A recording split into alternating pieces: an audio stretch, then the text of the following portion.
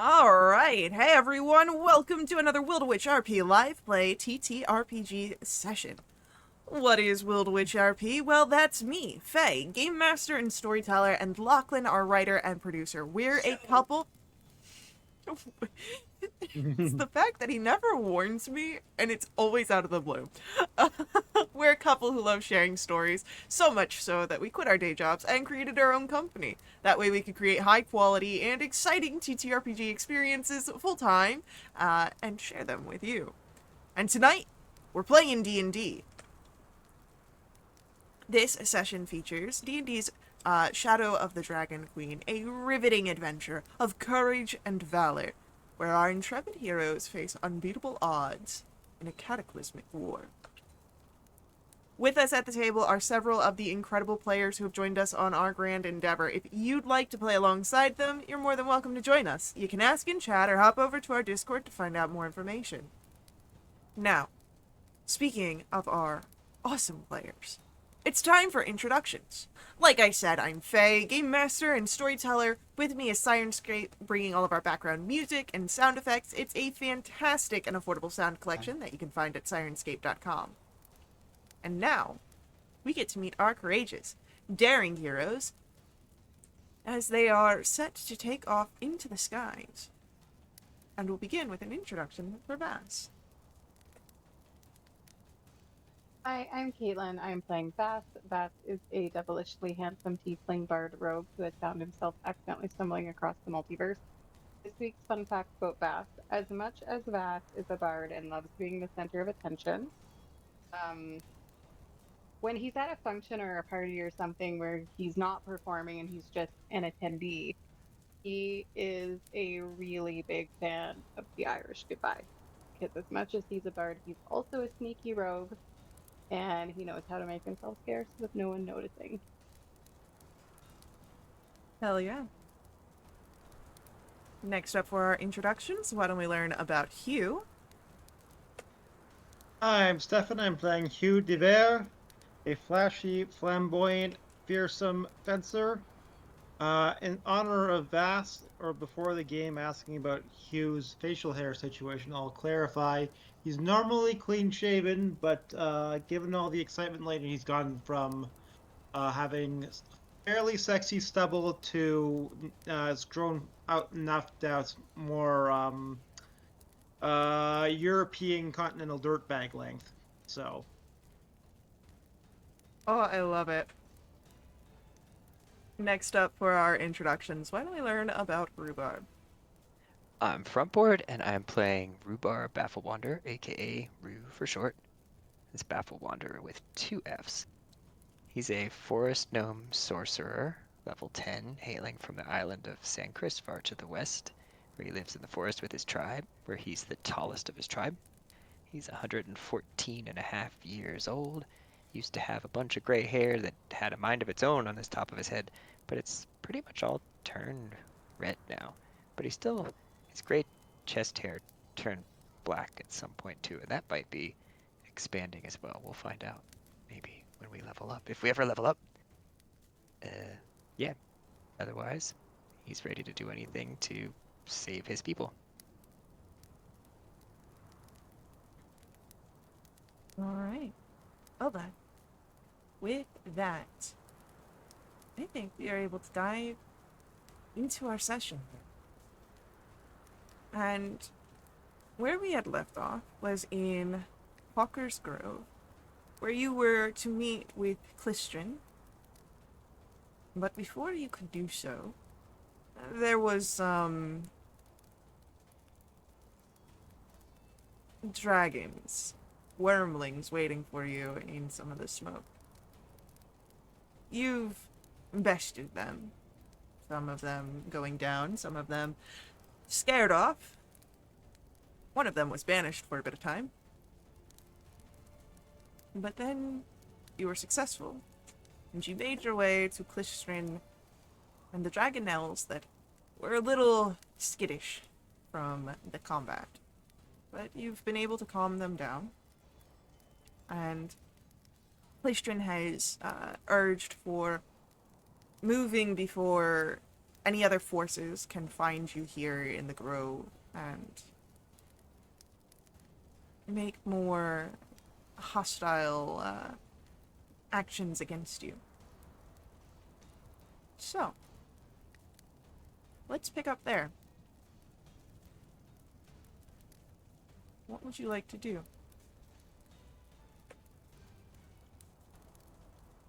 Rue looks at the smallest dragonelle and points toward it and says, I want to ride that one.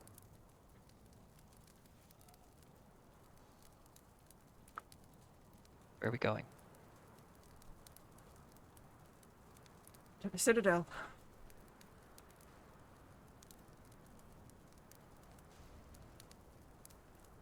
Are you leading Klystron? Or will the dragonelles just kind of know where to go? Where do we drive them? They're smart enough that they'll be able to kind of guide themselves, but I'll go with you all. And then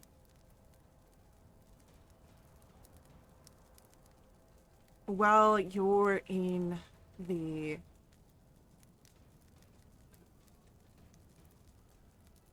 Citadel, I'll make sure that your mounts are not seen. Hells, I'll even get a distraction going.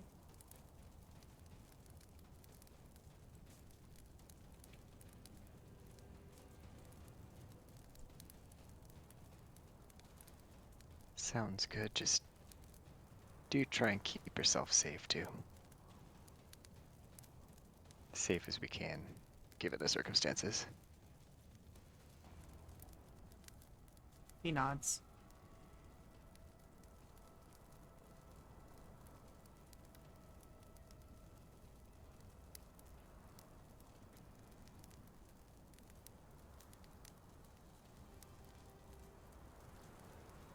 Well then, if there's no specifics, then of your preparations, you're able to take to the back, mount,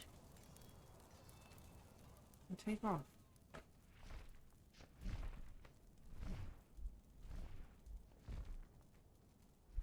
As you take to the air, you see that the clash of the dragon army and Kalaman's defenders rages on below you. The city's walls hold, though smoke rises from the bombardment of enemy war machines and dragonelles. There are flights of winged enemies that circle between the city and high above the inky shape of the flying citadel. As you all are moving, Klystron points towards the citadel, and you can see his mount under his guidance following the path of a group of dragon army dragonelles that are returning from an attack. I want all of you to make me a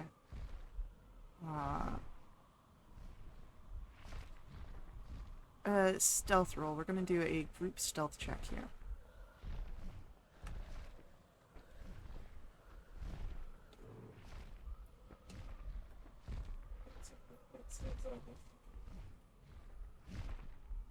Three and a 2 with advantage. Come on, that's a 9.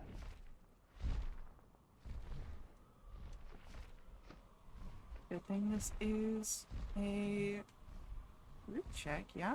Indeed. Goodness for plus 11.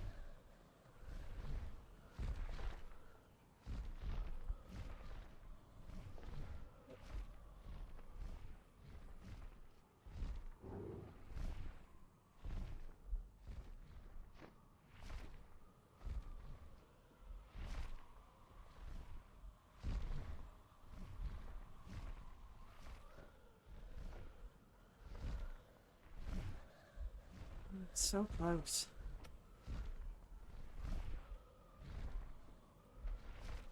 as you all move through, the dragon army dragonels seem to turn at just the right moment to catch sight of you in their peripheral. And one turns fully.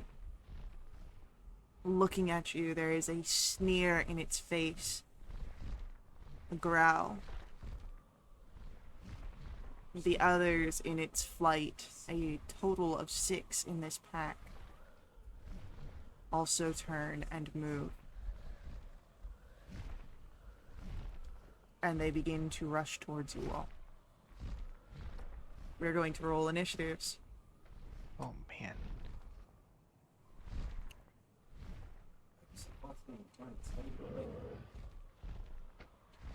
I rolled my second 5 of the night. Hopefully this does not continue to be a trend. I will remind you all that fleeing is a battle tactic that is welcome and available to you all.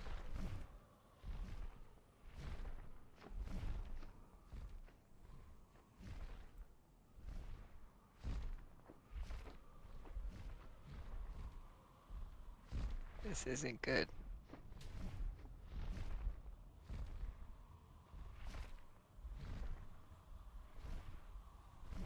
Alright, we're going to...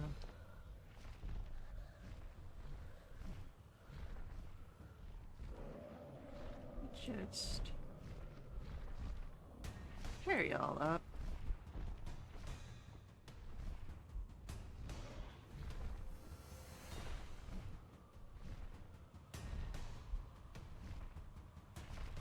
And...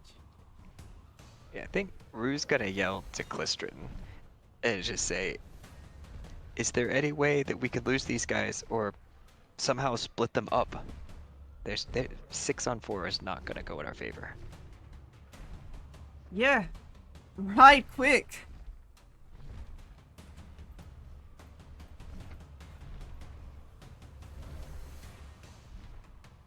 I'm hanging on for dear life at this point.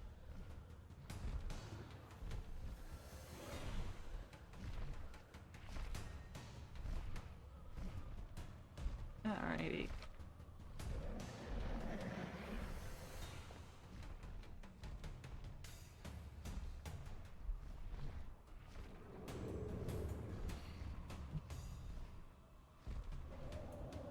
So, starting us off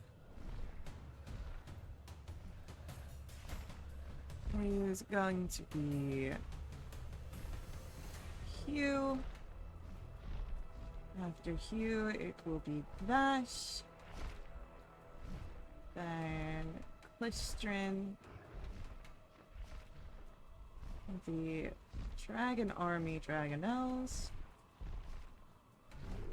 And then Rhubarb. So,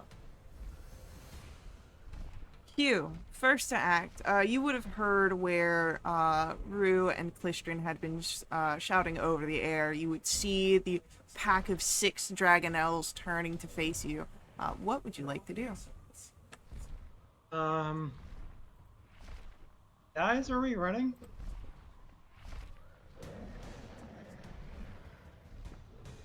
Yes. Okay. I going to possibly pick up. I'm not sure if I can pick up Rue and carry him effectively or not, but I think it's Well, a good idea for. You're currently all on the backs of your Dragonels. Like, this is happening Oh, in that's air. right. Oh, sorry. Yeah. I'm gonna try and encourage the Dragonel to get away from this Dragonel because I don't think we're in a good position to fight them. Okay. Easily done.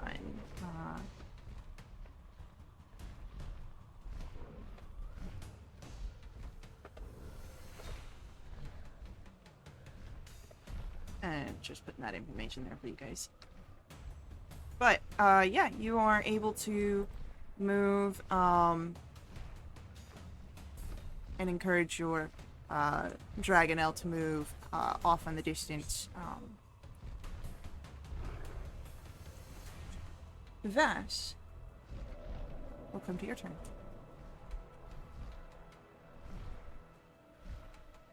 Yeah, I am encouraging Harold to dash in the direction we're trying to head and get some distance between us and the other dragon elf.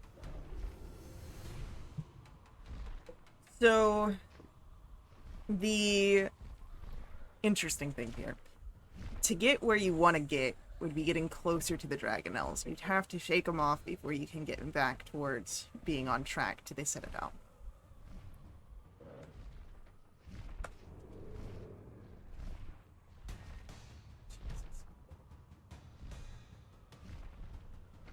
I think my headset cut out for a second there. Oh, so to get towards the Citadel, which is where you're trying to get to, you'd have to go through the Dragonelles. You have to shake them off before you can make the dash towards them. Okay. Okay, so he Vass would follow the direction that you went in. Okay. Easily done. It is Clistrin's go. Clistrin is not going into move just quite yet. In fact, he's going to sort of guide his Dragonelle between Rue and the oncoming Red Dragon Army, and he's going to hold an action to dash when Rue starts moving.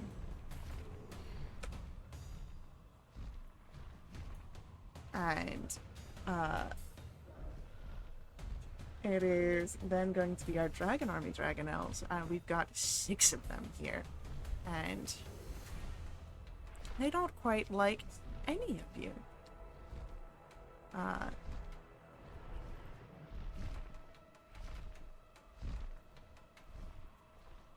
It's Clistrin. That's Rue. That's Clistrin.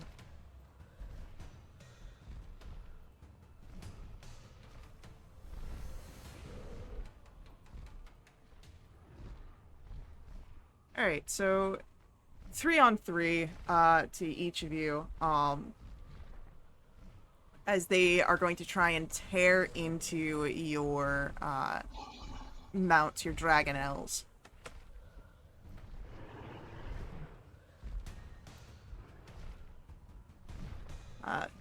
First attacks towards Rue, both will miss.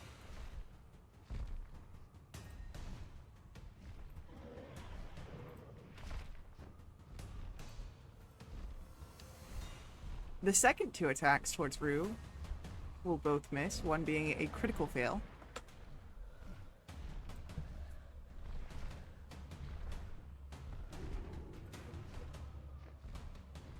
The last 2 attacks towards Rue. One will strike and hit your mount.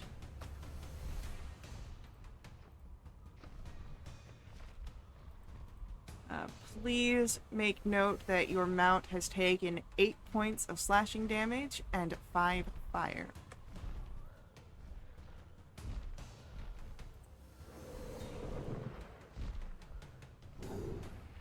The other 3 are going against Clistrin and his mount.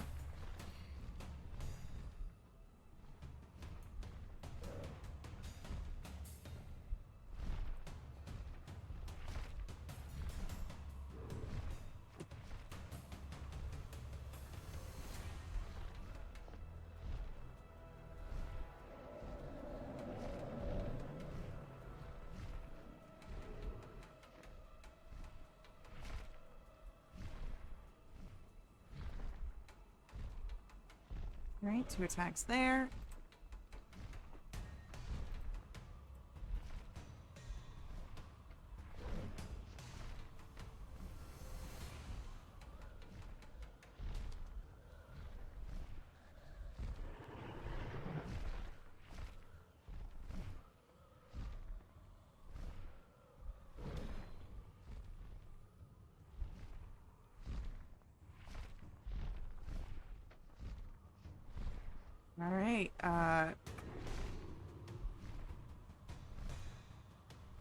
Clistron's mount isn't looking too hot here. And with Oh. that, it is Rue, your turn. I mean, I want to, like, spur my mount onward to follow Hugo and Vass. I don't know if we need to disengage or something, though. Disengaging would definitely save you from attacks of opportunity, and then you can use your movement to fly.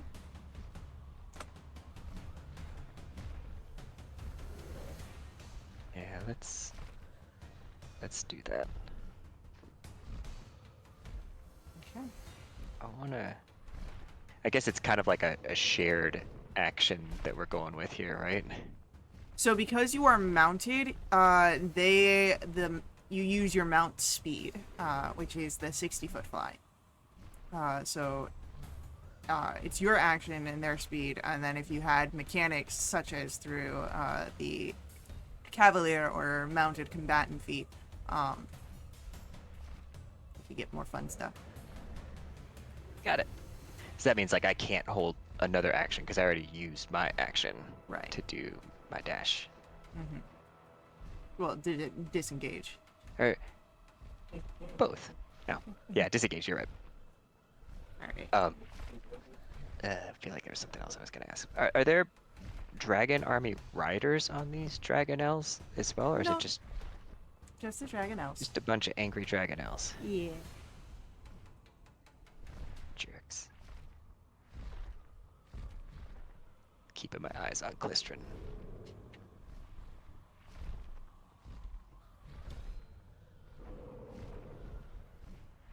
Yeah, so as soon as you move, Clistron's held action goes off, and he's moving. He takes the risked opportunity attacks.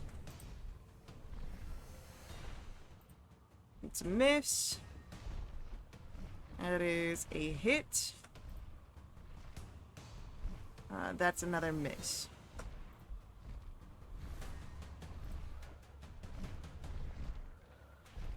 Oh, that is close. But mount's still up. As Clistron begins flying after you all as well. Hugh, you're at the lead of this pack. Vass is close to you. Clistron and Rue coming behind, and the 6 Dragonels of your enemy at the very far, likely to give chase. What would you like to do? Next, buddy. Anything I can do to help my Dragonel get, further ahead in front? Yeah, you can dash. Move a whole 120 feet. Okay, we're gonna do that. Yeah, go for it. Vass, what are you doing?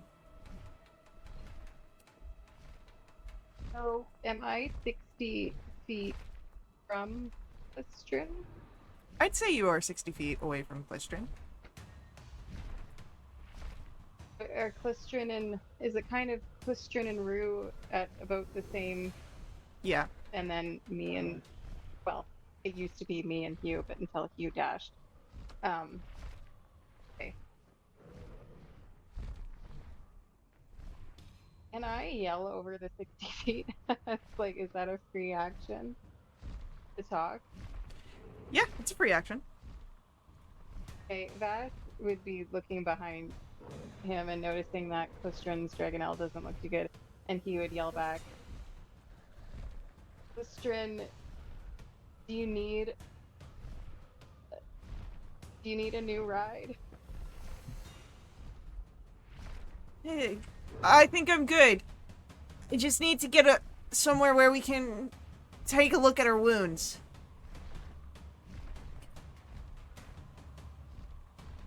Okay. I have what could be a 2 IQ or a 200 IQ point play. I just want to double check what this spell says before I commit.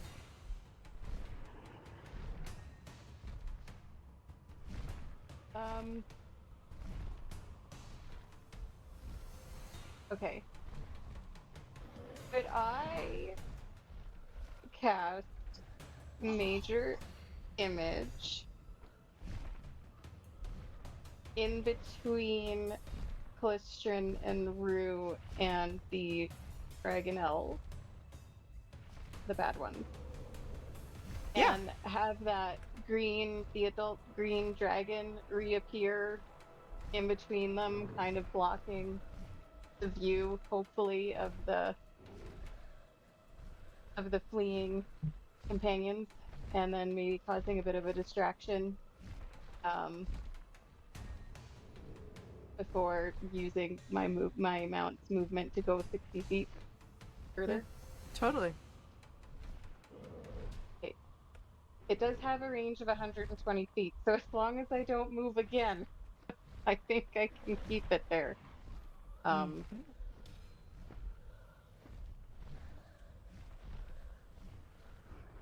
And with that playing into effect, Clistrin over towards Rue. Like I said, ride fast! And he's going to use his action to dash here, body against his Dragonelle, doing as much as he can with a creature desperate for survival. Our Dragon Army Dragonelles are hissing and spitting at this new intruder here that has arrived. They don't like the green dragon, it seems, as it might be, who knows, contention of territory. Rhubarb, we come to your turn, as they seem to be preoccupied for the moment. If they're out of range, then I'm prodding my Dragonelle to dash rather than just regular fly. Okay. I will say, at this point, since you're all committed to getting away, essentially, and shaking these things off, you're able to do so. We'll end through initiative. Your narrative exploits of the green dragon illusion helping to sell the point as you all make off to the distance. However, Clistrin's Dragonelle is not looking good at all.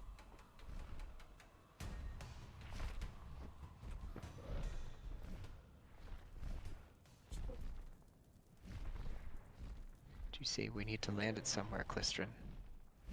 The Citadel. There's tunnels. We can get there and it'll be fine.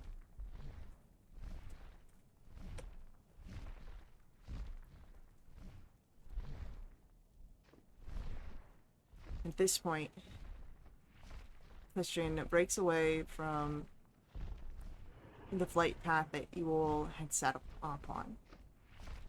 And instead, you rush towards the base of the flying citadel. But as you get nearer, two shapes begin to emerge from the dark clouds that drift in its wake. A pair of bright red dragonelles slash through the air.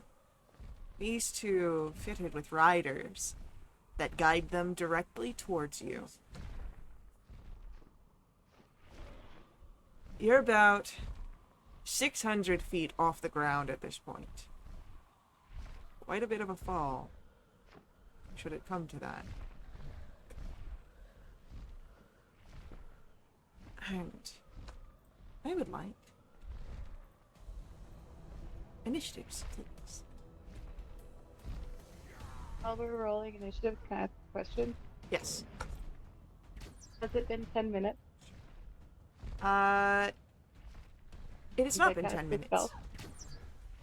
Is my green dragon still around? I can make it move because it's a major image. So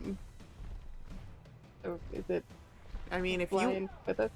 you want it to be flying with you, but that would bring more attention to you. It would bring more attention to us. I'm trying to figure out. Yeah. I'll have it at a distance, so it's not right back. for this, but I just don't want to drop it yet. Yeah, no, totally. So, as the figures move through, we've got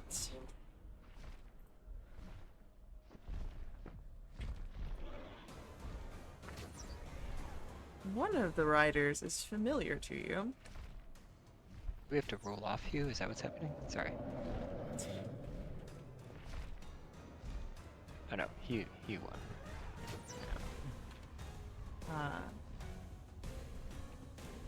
Wait, I'm looking at last game's initiative. Don't mind me. So you're good. Vass, what is your modifier for dexterity or initiative? My initiative is +9. Oh yeah, then you're fine. So it will be Rue first.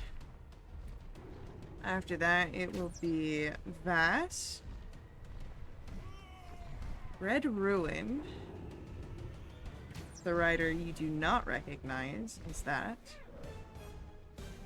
Then we have the rider you do recognize in the form of Bakaris the Younger.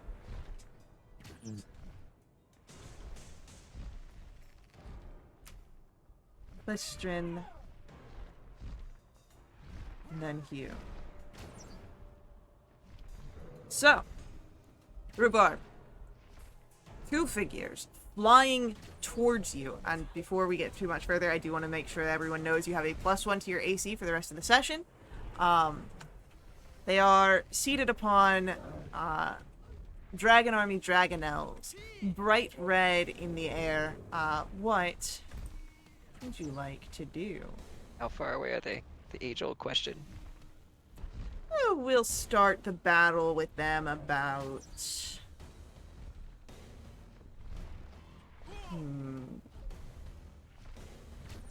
They're about 80 feet away. Oh. I guess oh, we're not using the map. Okay. Unfortunately, I don't have an aerial map. I can make one where it's Like- just darkness. Like 3D. We're now playing some 3D RTS game. Fantastic question. Are the riders considered separate from the Dragonels, or is this just like the last combat? So, they're mounted. So, they're two creatures that share a single space. So like the Dragonels can attack and the riders can attack type thing. I mean, to a degree, yes. If you banish the Dragonel, does the rider banish with them? If you banish the Dragonel, the rider falls. That could be fun.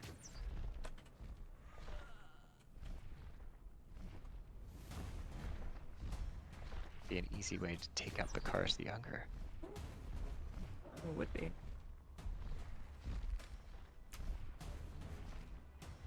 Rue's gotta call to the others real quick. Do we need to save him for any reason? Or should we just kill him like you killed his dad, Vass?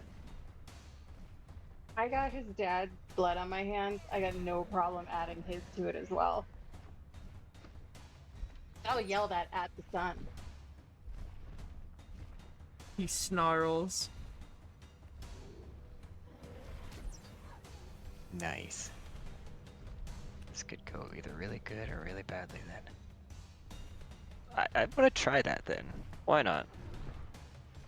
Let's have my Dragonel move forward 20 feet. Because the range on banishment is 60. And then I'm going to upcast banishment to 5th level. And I'm going to try and banish both of those red Dragonels.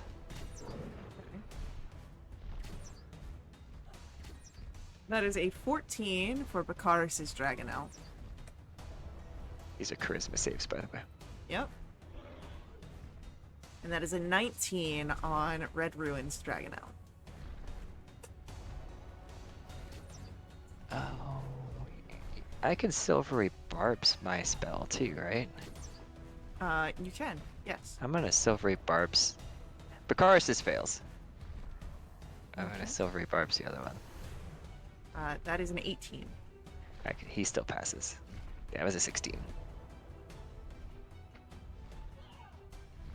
So, Red Ruin stays atop the Dragonel, but the one beneath Bakaris the Younger disappears, meaning that he is falling quite immediately.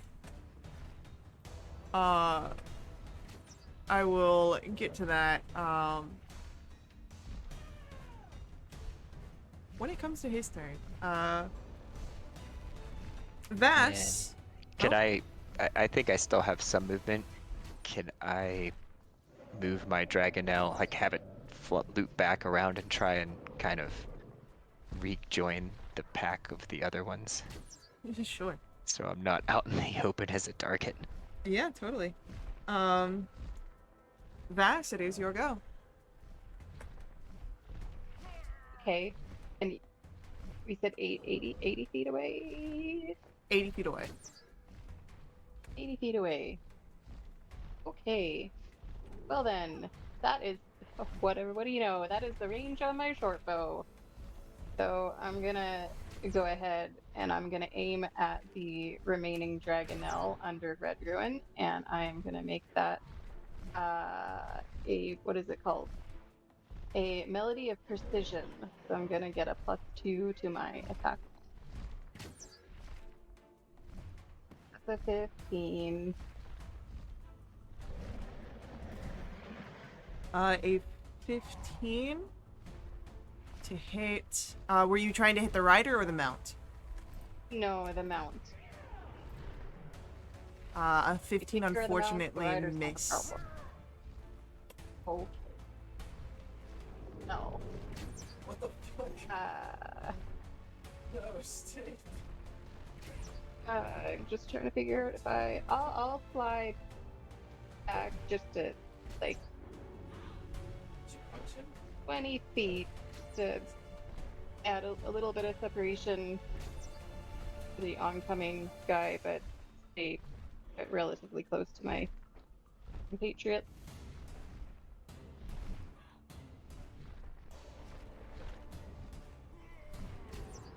Alright.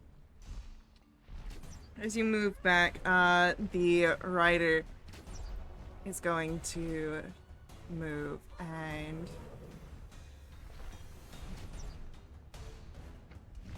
she is going to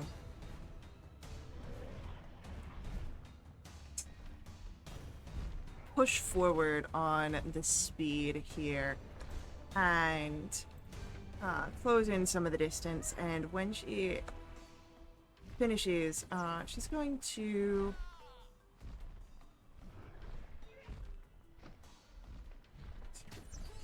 send off a shot with a hand crossbow, but as it moves closer, you can see that it's not quite the same as a arrow.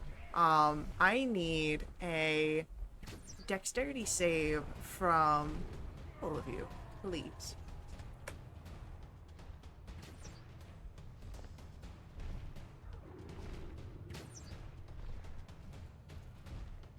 That one. So, the hand crossbow explodes outwards, and unfortunately, that is a failure for Rue. Hugh and Vass will succeed and take half damage, and ooh, we need rolls for your Dragonels. Dexterity saves for your Dragonels are a +3.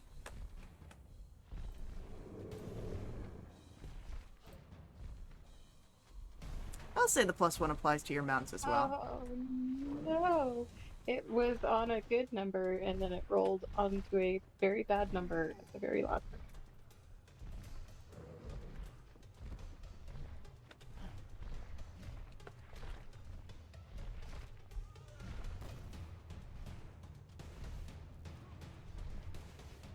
Alright, so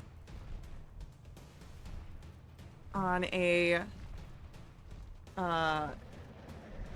with your so Vass's mount will fail, but Rue and Hugh's mounts will succeed.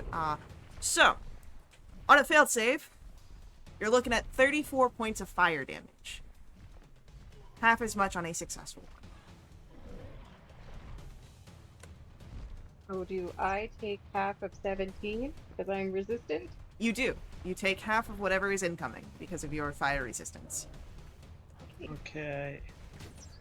I am going to use a absorb elements to also have fire resistance. Okay.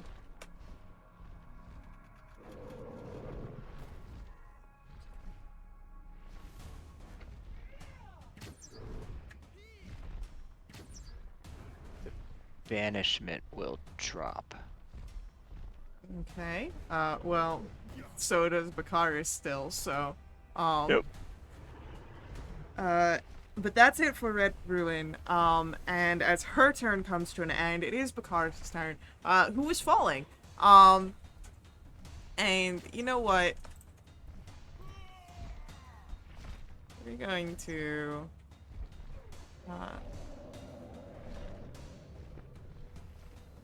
just for funsies,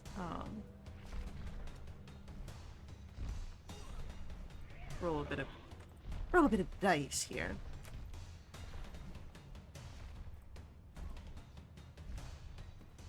Not that I think you'll be able to hear the splat from 600 feet down.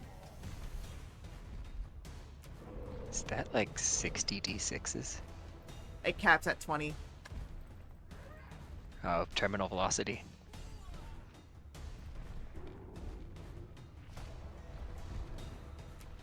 Ooh, ouchies. Yeah, Clistian falls into the chaos. You don't quite see what happens to him. But Christian. not Clistian. Sorry, Bakaris. I'd be scared for a second. Pew! Sorry, there's a lot of NPCs that are going on here. Bakaris falls. Though now, let me just make a note. No.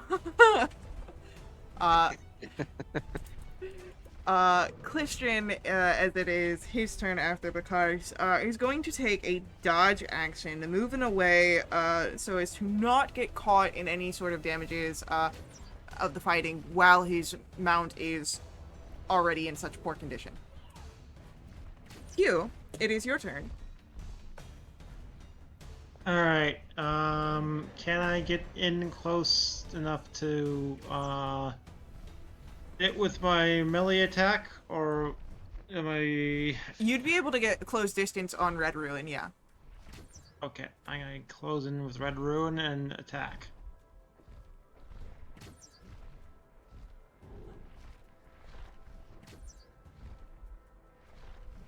And that's a crit! Hell yeah. So there is that on the normal damage. Plus the damage of the sword and the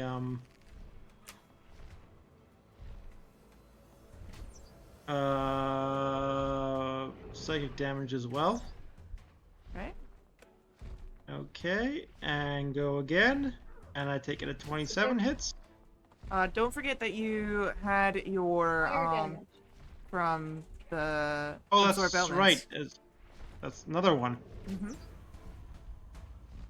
So that's gonna be add. It's a lot. So 12 fire damage as well. And then the And I believe 27 hits as well. Okay. Or 9 plus 3 lightning, so 12 damage. Beautiful. All right. And with that, anything else from Hugh? Yes. Yes, I dancing longsword with my final actions for 19. Okay. And that 19 actually just misses. Oh wow. Okay. Well, but that doesn't do 7 slashing damage. All right. Rhubarb. It's your turn. Rue is looking absolutely terrible. Probably in line with what Klystrin's Dragonel looks like. So you said we could take disengage, or was Red Ruin even in Red melee? Ruin is only in melee with Q. That was a ranged attack that Red Ruin did. That's what I thought.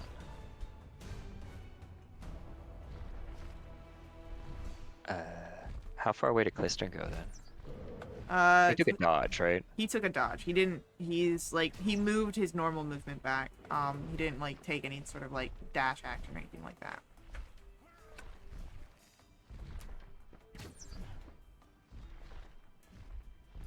Let's disperse. I guess clumping up wasn't the best idea because of that ranged attack. Rue's going to move back. Whatever's safe. If I can go 60 feet back and not be within range of like other fray around me, then I'm gonna do that. Okay. And Rue's gonna take the dodge action because he wants to make sure that he is surviving this. Okay. And from a bonus action, I'm gonna reach into my pocket and grab tightly onto a little trinket of a frog and just close my eyes and think about the melody that it's as it sings it, and just hope that that helps get me through this fight. All right. So as you clutch and hold, hoping that this will help embolden you through the fight, Vass, we come to your go. Okay, I'm going to make a concentration check to see if my green dragon's still around. Nope, it is not. Even with advantage. So it's gone. However, that's fine. I was probably going to dismiss it anyway, so this just saves me the trouble. I am going to fly higher so that I'm not clumped with everybody, and I'm going to move so that I'm within 80 feet of Red Ruin, Okay. but like on an angle, I guess, and then I'm going to make another precision shot. Go for it. A 22. Yeah, that's gonna hit. Oh, and I'm gonna get some sneak attack, right? Because Q's in melee. Use a melee. This was to the mount again. She's actually going to use her special ability to cause it to hit her, not her mount. Oh, well then. Oh my gosh, these damage rolls are like making my heart cry. Okay. Well that's 13 points damage. And I don't think I can do anything with my bonus action.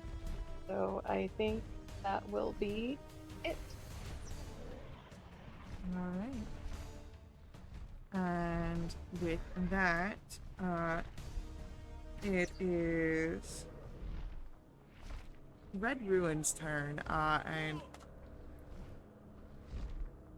as it's her turn, the same hand that held the hand crossbow, grabs hold of a lance and it will take a stab towards Hugh here.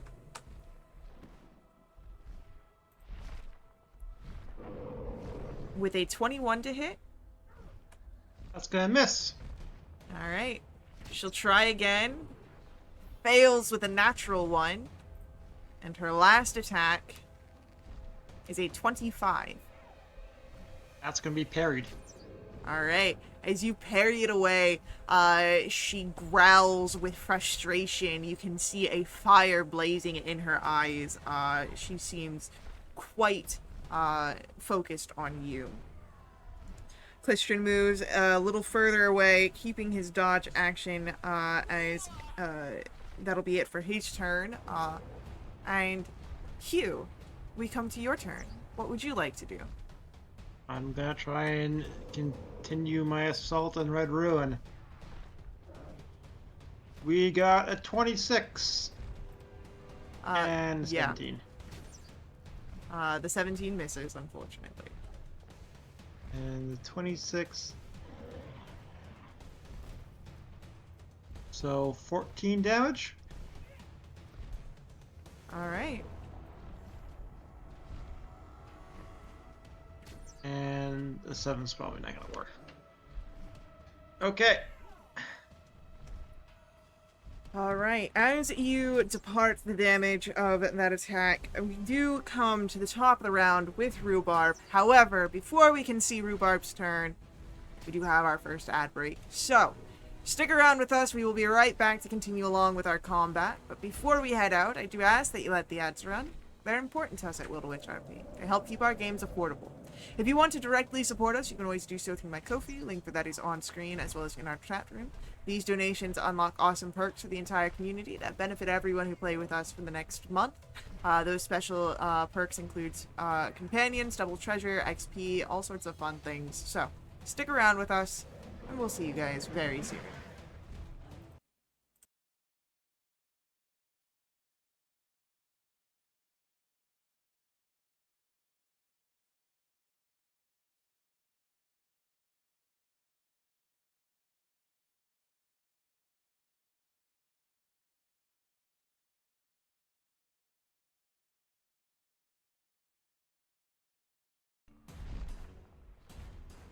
Alrighty, we are back in action here with Rhubarb's turn. What are you doing? You know, it worked once before. Let's try it again. I think I'm probably out of range of banishment because I flew away as far as I could within a single round. We have 60 feet of flying, right? Yes. So I'm gonna have my Dragonelle kind of arc its way in so that I can get to a 60-foot range from Red Ruin. And I'm gonna cast Banishment on their mount. Alright. It's a Charisma save. DC 16.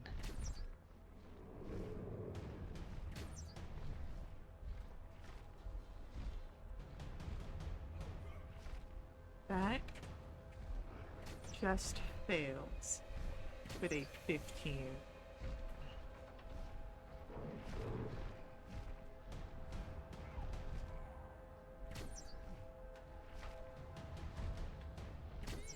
So, Interesting. the Dragonelle beneath Red Ruin disappears. And Red Ruin falls.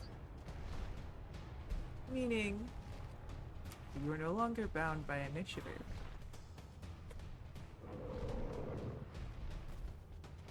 We need to get out of here to safety as fast as possible. We're still gonna hold on to his banishment. I guess technically, Bakaris' Dragonelle would have reappeared when I lost concentration too.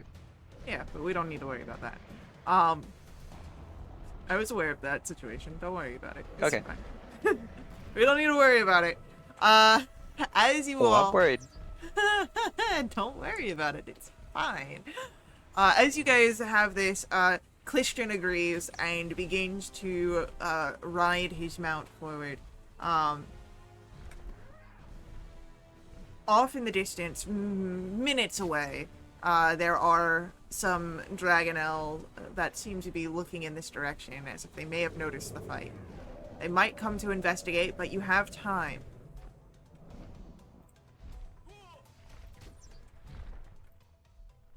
As the flying citadel rises, it is upon an inverted mountain of black stone and exposed dragon bones.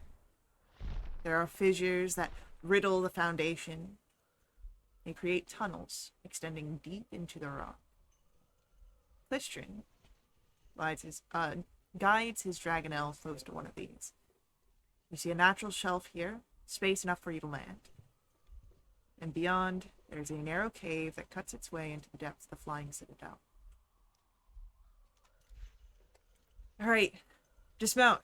Get into the cave. Quickly. We don't need you getting caught. I'll take the Dragonelles and make some sort of distraction. Get any eyes off of here. That way, if they pursue, it's me. It's up to you guys. Take this thing down.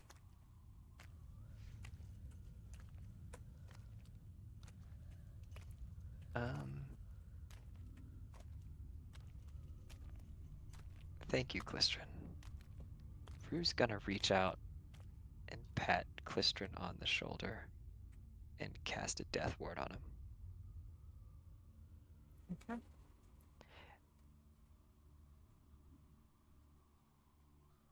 This should protect you a little bit, but stay safe.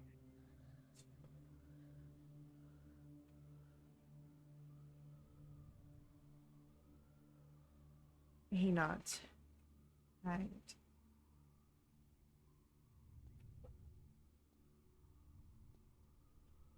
As you are able to dismount here, as you make for the cave, I want you all to make for me just straight intelligence checks.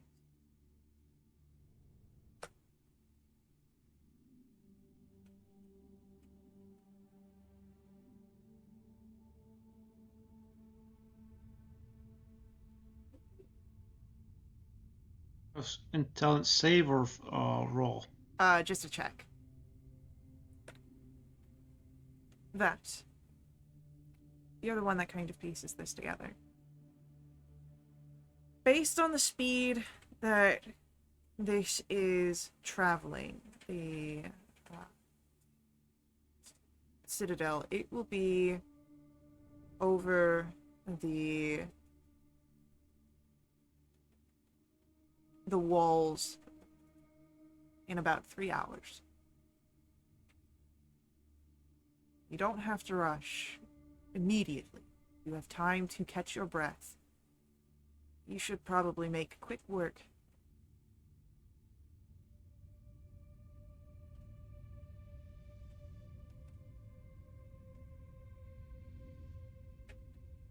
Guys, I think we could all probably use a breather.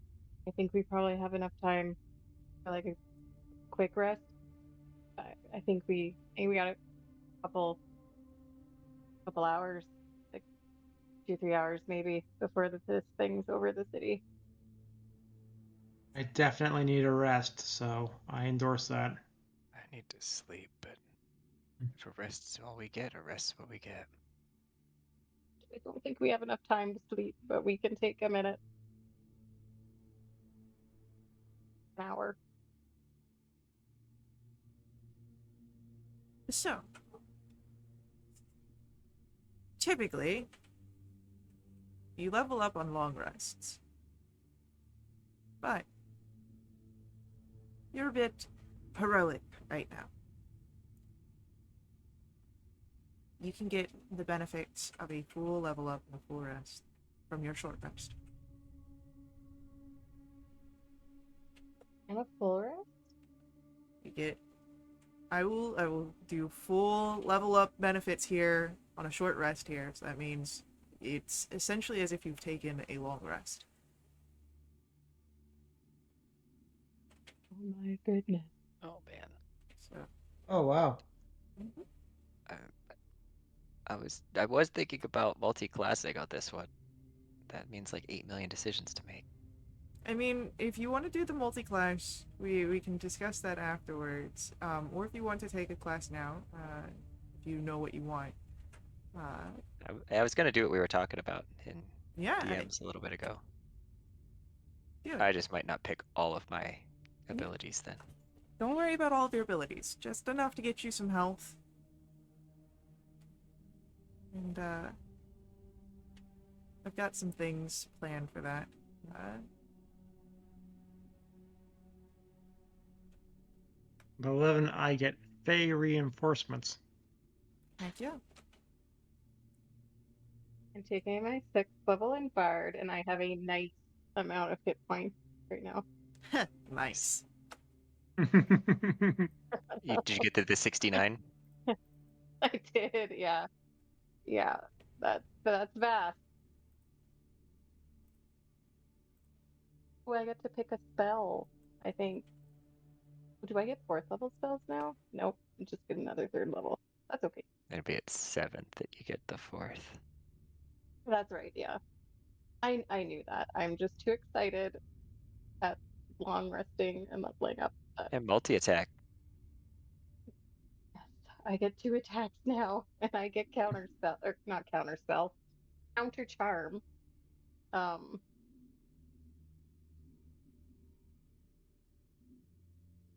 I get a spell to known spell as well.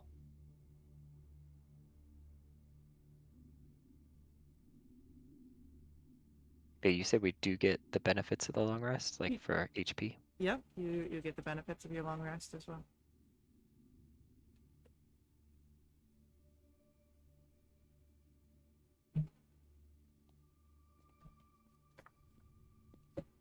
Heroes deserve a little bit of heroics every so often.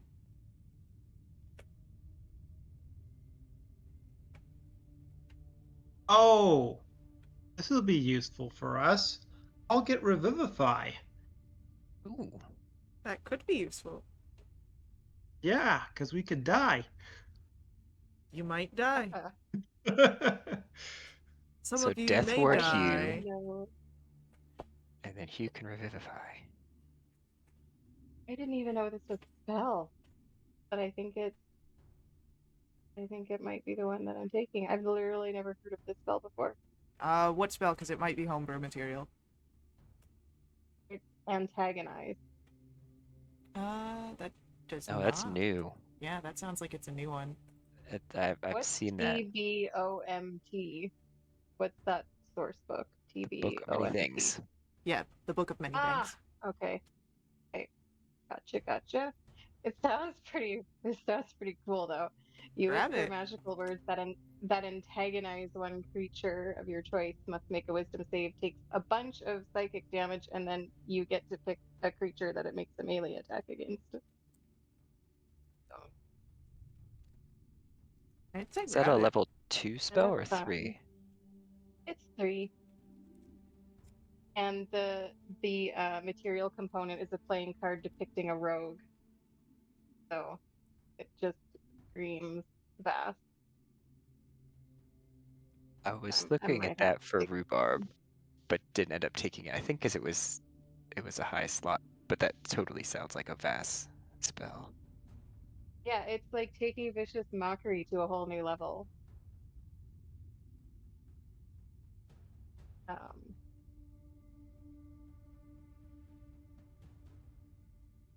As you all take your rest, as you feel a bit of rejuvenation here,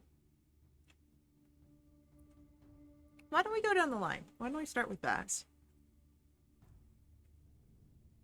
Vass, what does your little moment of rest look like? Do you close your eyes? Or are you staying alert?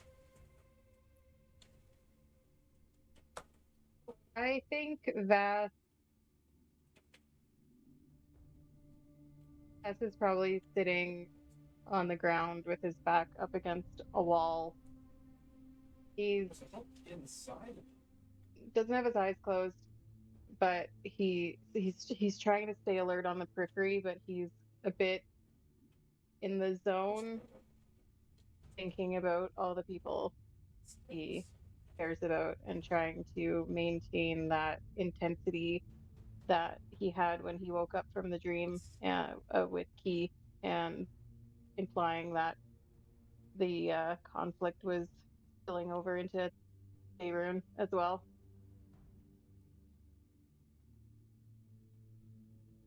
Memories. That's what you see in this moment as you dedicate yourself.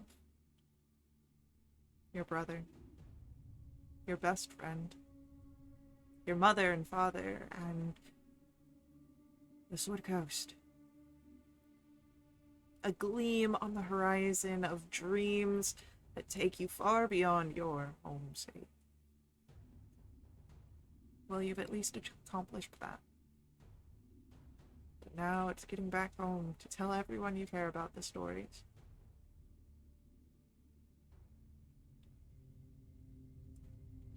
Hugh, as we come to you taking your rest, what are you doing?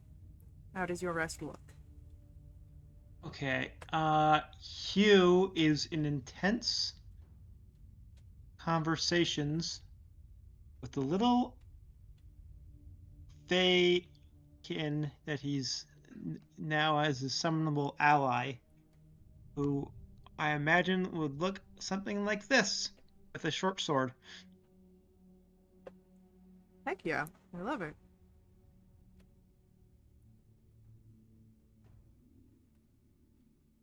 So this owlish fey creature has come to your aid, and you are perhaps getting them up to speed of everything that is expected of them and what is your current situation.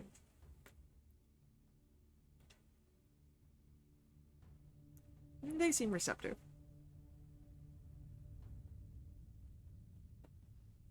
I shall call him Hibu. Heck yeah. Hibu.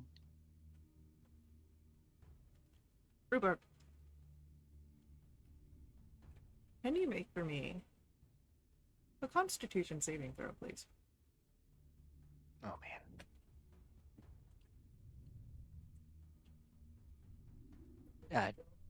Gentle Gnome's 20. A gentle gnome's 20. You feel a tug at your mind and body.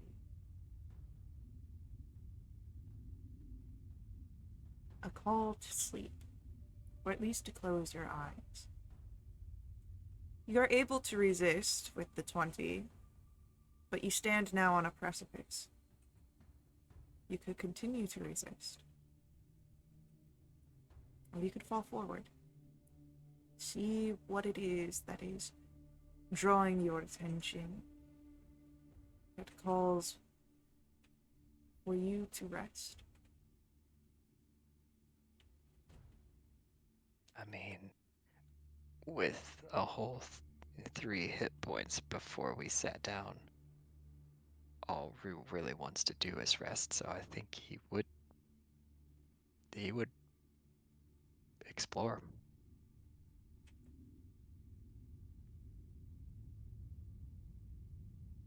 You've had a sensation like this before, of falling through and beyond. But it is not a plane of red or black that you find yourself coming through, but breaking out of water into something bright and shining. It's as if there is sunlight all around you. But it is different than sunlight. It is not the warm yellow that you had seen through the trees in Suncrest. It is a bright white.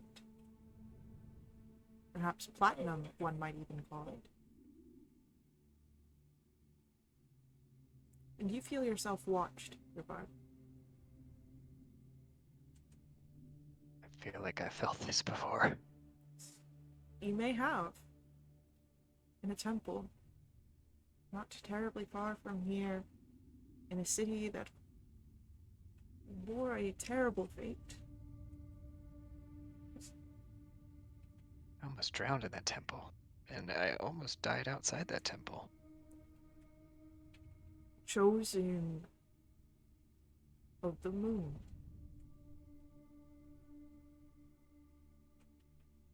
I see you.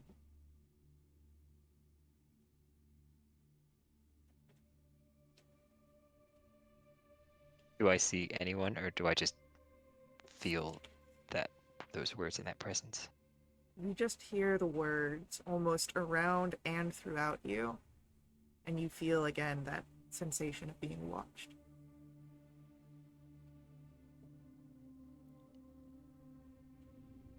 can't see you, but I know you're there. I can feel you.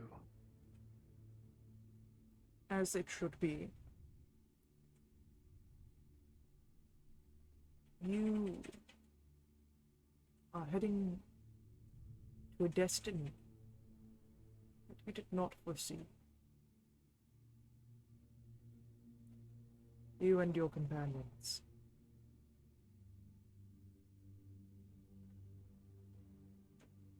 You have caught our attention.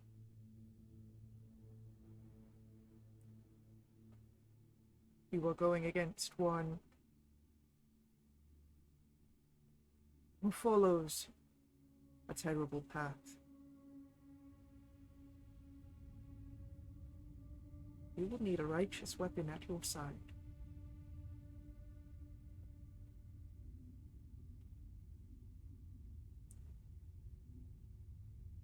Rhubarb, there is a sound in the waters nearby that you rest upon.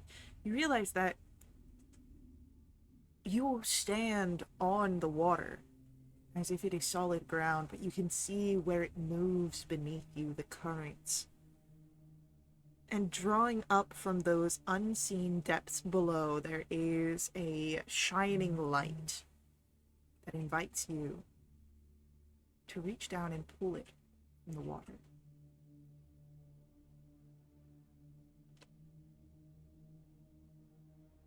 I'm fishing. More like something's rising up underneath the surface and you can pluck it out.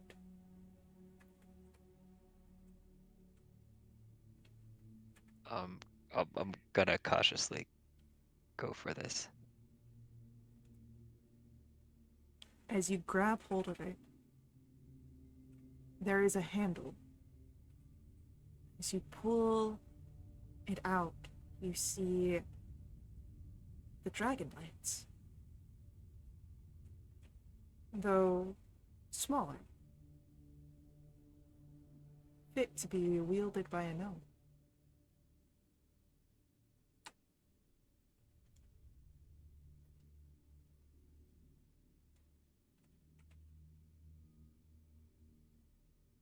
Interesting.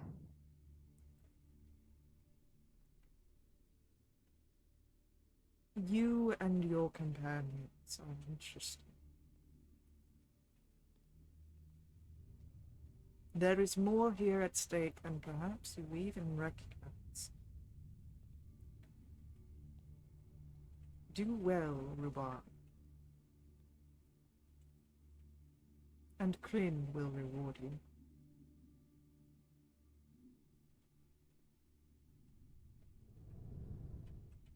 And with those last words,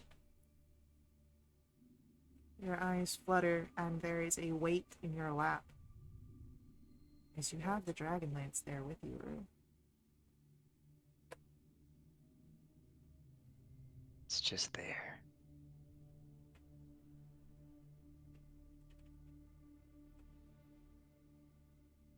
I'm curious what this looks like for the others if they happen to be looking in that direction. There was a bright light, and the sort of wave of healing that you had experienced in the temple, and that is how you get your long rest, is through that wave of energy.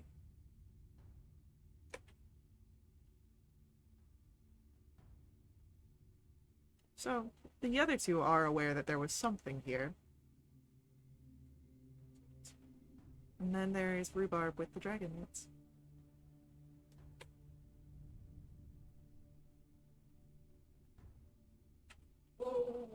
You too. Someone, something wants us to succeed. It's too bad we seem poorly equipped to use a Dragonlance. No, Rhubarb's got the ability to use it. Got He's mad strength, chained. Rhubarb? I don't need strength.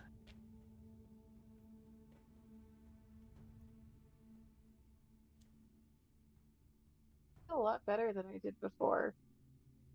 Did you guys feel that? I did.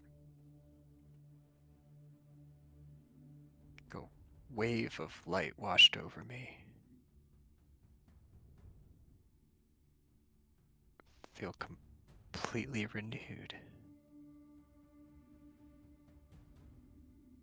I felt like there was a presence here for a moment.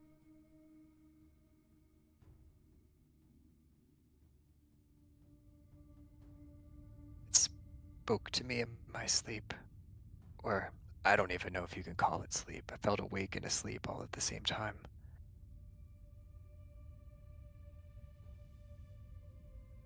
It spoke to you? It did.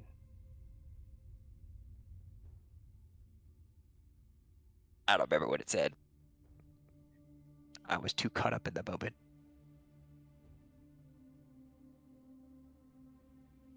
I didn't hear anything. It And like told me we you, need to did fight for you? Kryn.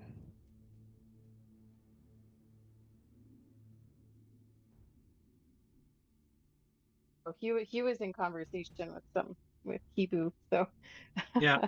I guess I guess this entity, whatever and whomever it is, just spoke to you, Rue. Gave me Mhm. this. Right, Rue's got this lance, his pike in his hand. Maybe this is the key.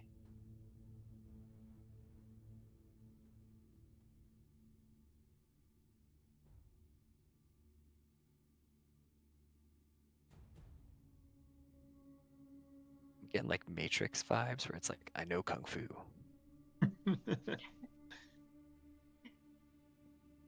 So, an hour has passed, but in it, it feels like an entire night of rest.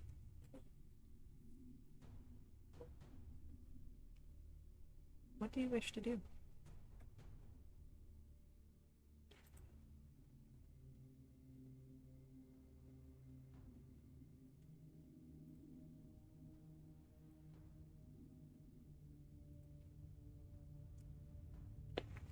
We're in a cavern, correct? For now, there are tunnels that lead up to the citadel, hopefully. But you are in a cavern, you're out of sight, and there's a tunnel ahead of you.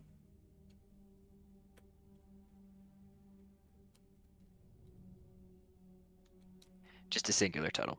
Like we don't have to make choices about which way to go at this point. Not at this point.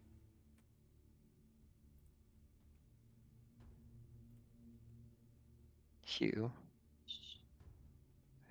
who is this little guy? This is my little friend Hibu. He's come to aid our quest.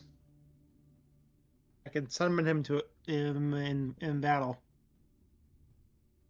Oh, so he's not technically there?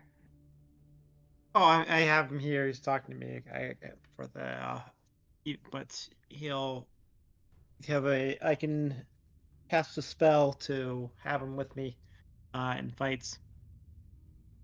Excellent.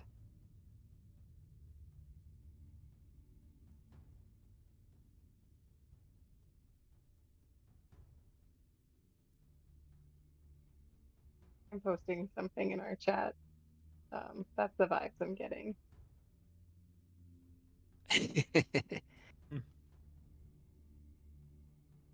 Only an owl.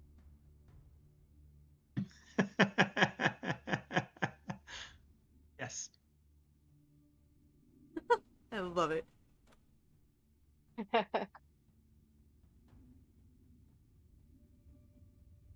We want to be sneaky, I think. Should we They. Oh, sorry, Caitlin.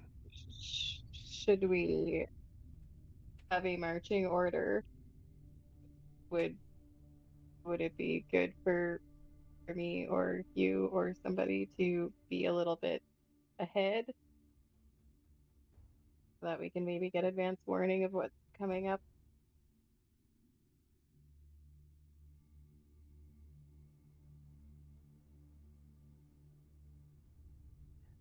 Are you suggesting that Vass goes first or that Vass goes scouting?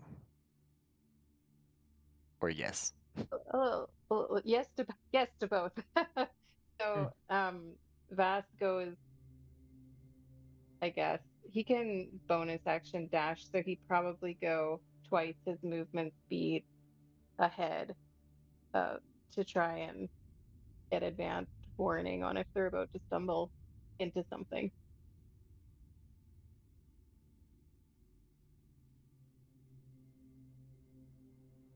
Okay. Um.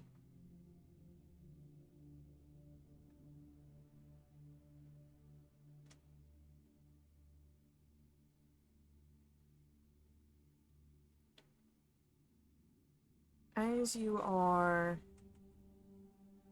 moving, go ahead, make for me, Vax, the stealth roll for your scout ahead. 19. 19. Okay, 19's good. What I will do for 19 then is, as part of your scouting, I will let you roll with advantage, Vass, for the survival check that I want your group to make. So, Vass has advantage on this check.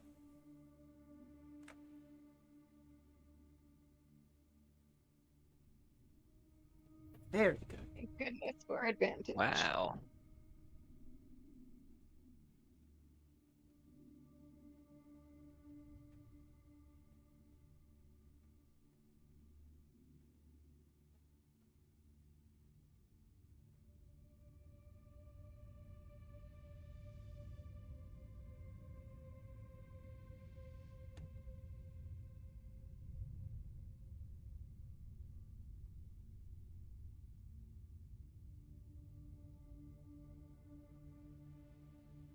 So,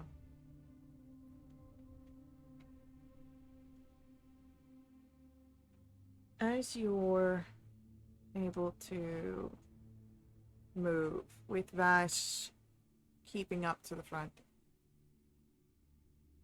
you move through the tunnels. It's not at a terribly fast pace, but you do so in a way that covers ground quickly.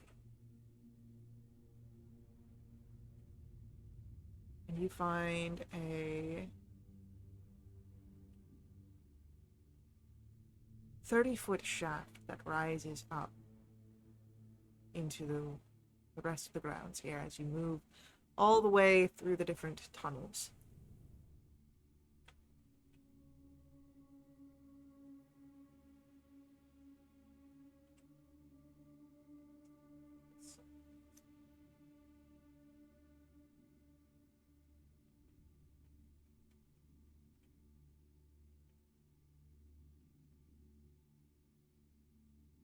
Does it look like there's footholds and handholds to climb?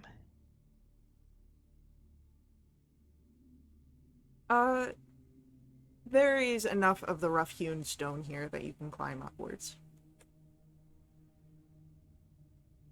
And you'll find yourselves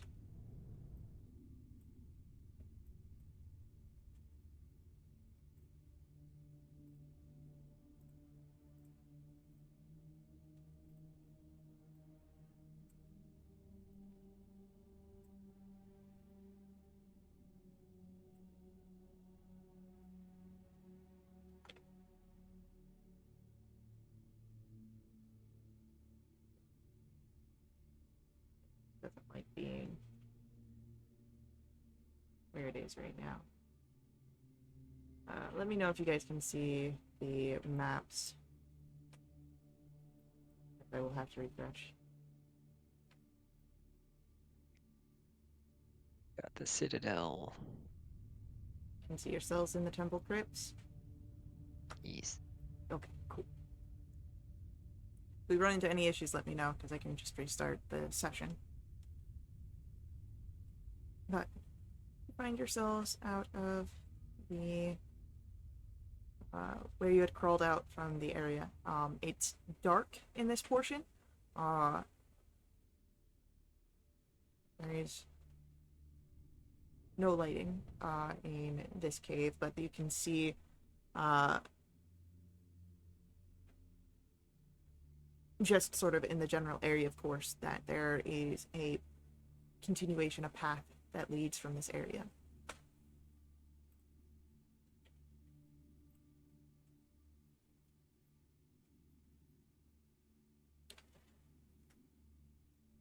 How are you doing, Hugh?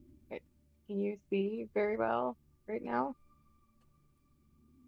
I don't think I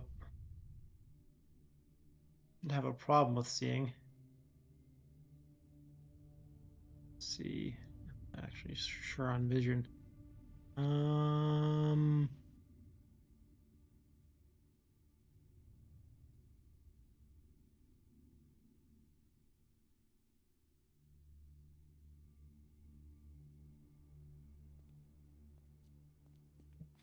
I guess I don't have a human. I wouldn't have dark vision, but I am extremely good with perception, so I don't think I'm too badly off.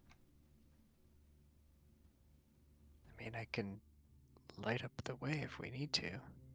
Okay. I mean, I have the light cantrip, so Rue can cast light on something, a coin, or... I also have a gem of brightness I could use. Ooh. What's that Yeah, do? it can shine a bright light in 30-foot radius, and that doesn't cost anything. I can do more stuff if we use charges to try and blind people.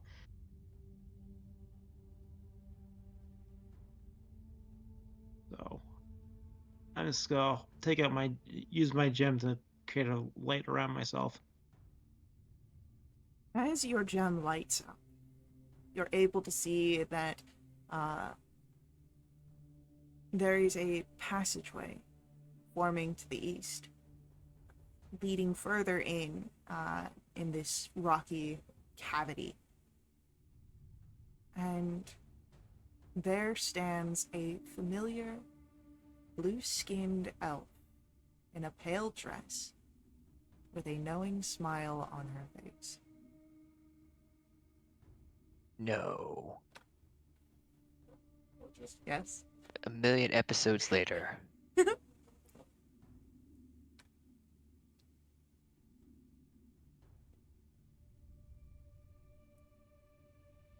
Any sense of hostility from said elf?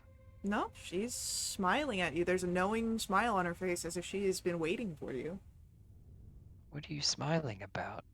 We haven't seen you in forever. The fact that you are here is enough. There is much happening that would do well for you to stop. And I'm here to impart what knowledge I can to help you.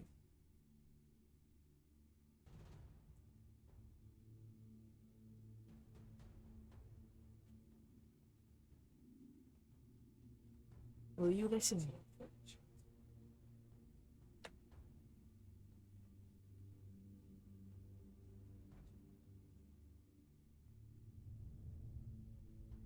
At this point, I think we need all the help we can get. And you seem like you would have much needed information. Sorry, I got like Diablo Decker Kane vibes, like stay a while and listen. Well, wasn't what she was before, but now I'm making a note. It's actually Kane in disguise. All I'm thinking of is like, it was me, Dio, but it's Deckard Cain. Um,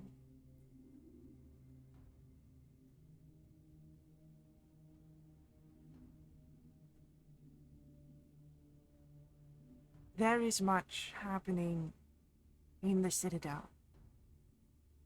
Lord Soth lurks in the ruins above, a peerless foe that you would not do well to stand in battle against, lest you wished it be your last. There are things here that can help you contain him, hold him while you can perform others. The cataclysmic fire is how he controls the flying citadel. It's how he reanimates the dragons that are buried in the foundations. If you quell the cataclysmic fire, the undead dragons will be destroyed. The citadel will fall.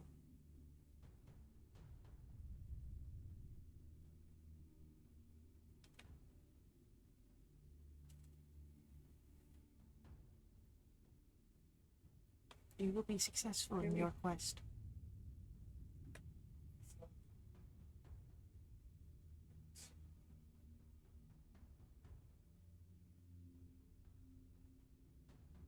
So quell the fire. Yes.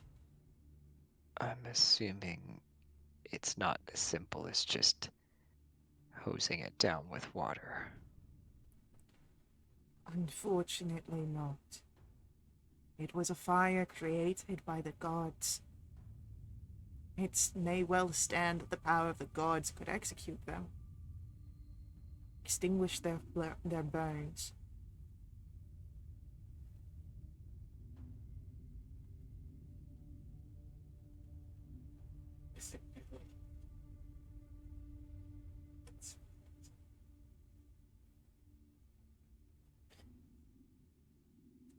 And is she saying that we need the gods to extinguish the fire? Sorry. Yeah, it seems that she doesn't know quite how, except that the gods created the fire, so it might be that the gods need to destroy it. Or at least power the gods in some essence or way. Perhaps you may be able to find more about that in your journeys here. But something to think about. The gods have stepped away from Kryn, though they do seem like they're coming back, so maybe there's a chance.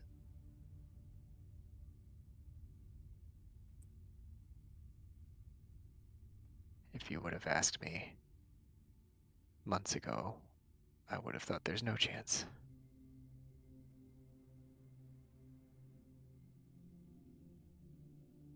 How quickly things change.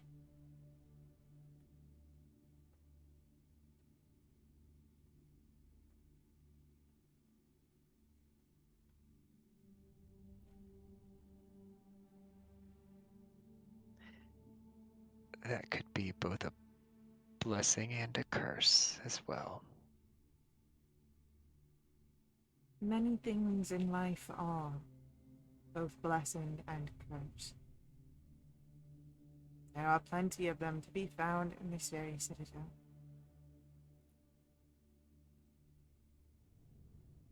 One may help you at least distract Soth while you seek to quell the fires.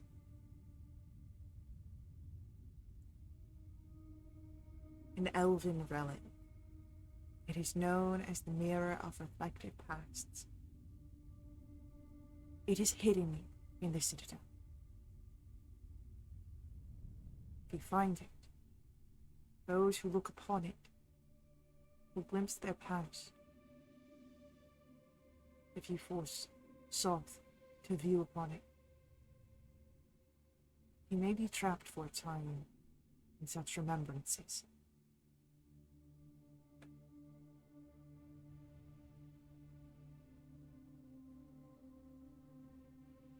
Like the visions that we saw in the dungeons of Kalamon? Very much like those visions.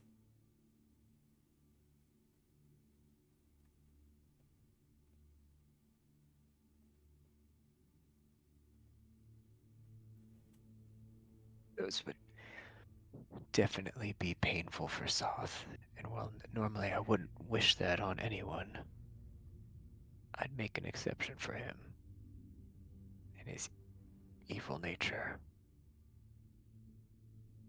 He deserves to see his terrible past, lest he create a terrible future for the rest of us. For those of you that still have futures.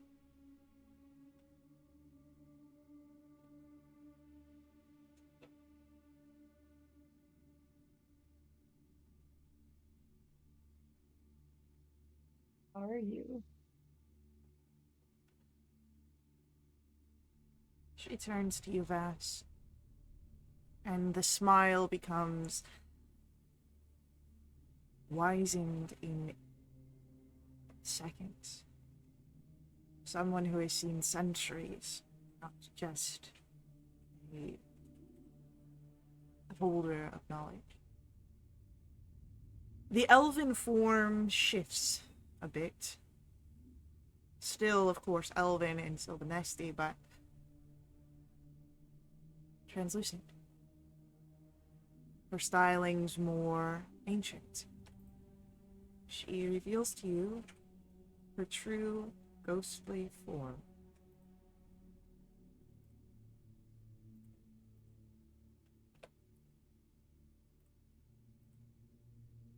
My name... Smash.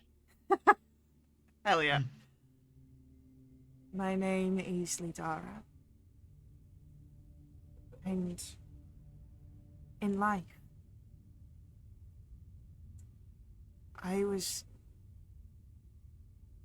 one of the attendants to the priestess Isolde. I was among those who distracted Soth from his quest to prevent the cataclysm. And for my actions, I am cursed to this existence. But I am also a curse upon soul. Too late did I realize my own needs to change. But I do what I can to stymie his ambitions. I cannot do it on my own, but I can help you.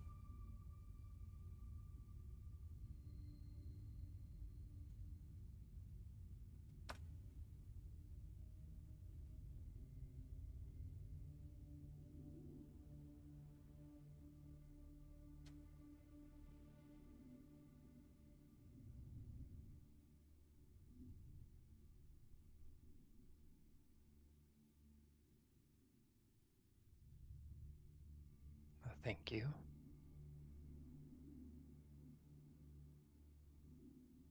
I think I'd like to take on Soth, but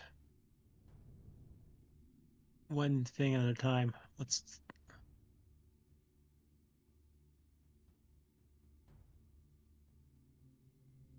Oh, let's follow her plan.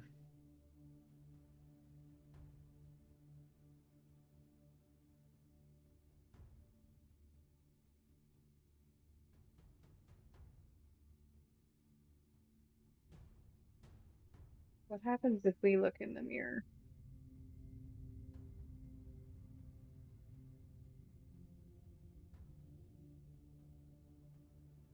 You will see your past. But it is an entrancing thing to look upon what you once had.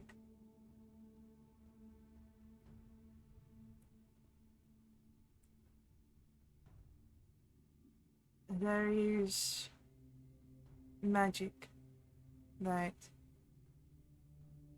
exists within it, much like all elven relics. And it is old. It may need to be woken from its slumber. You may be safe to look upon it for a brief time before the magic's hold tries to take effect.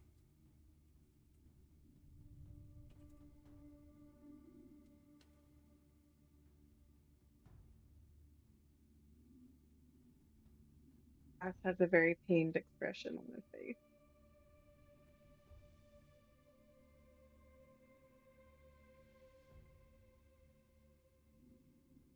Pained but hungry.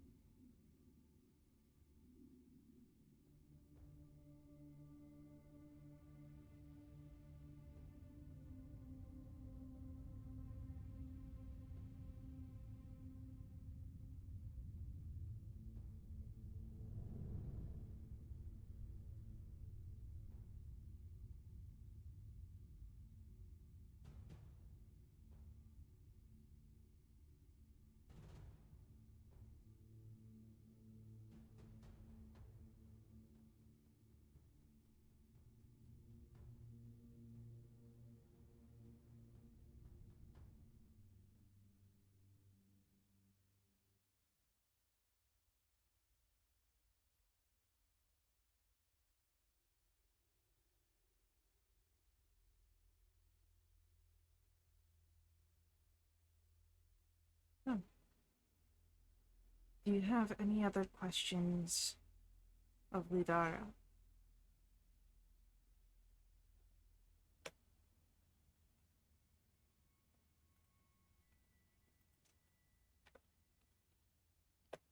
Do you think that we'll see you again?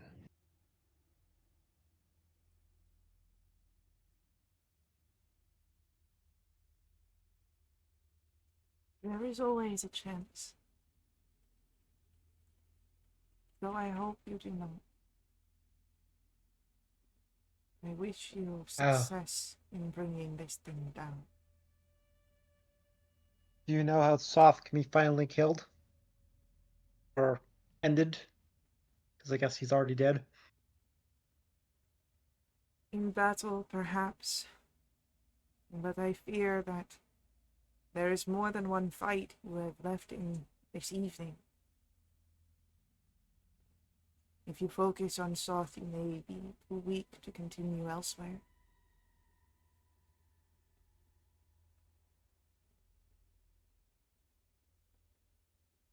It is not an easy thing that I say to turn away from a battle such as this.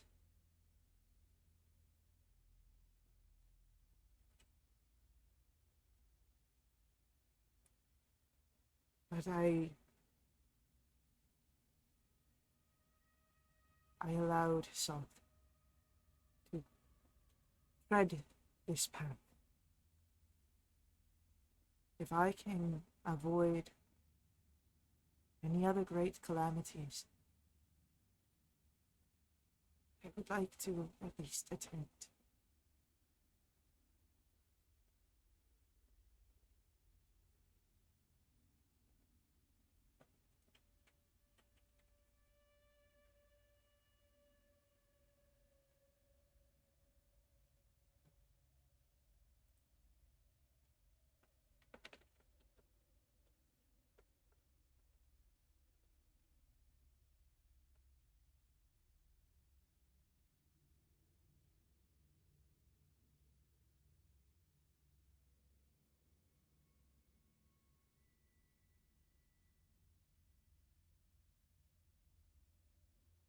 Well, guys, should we go find a mirror?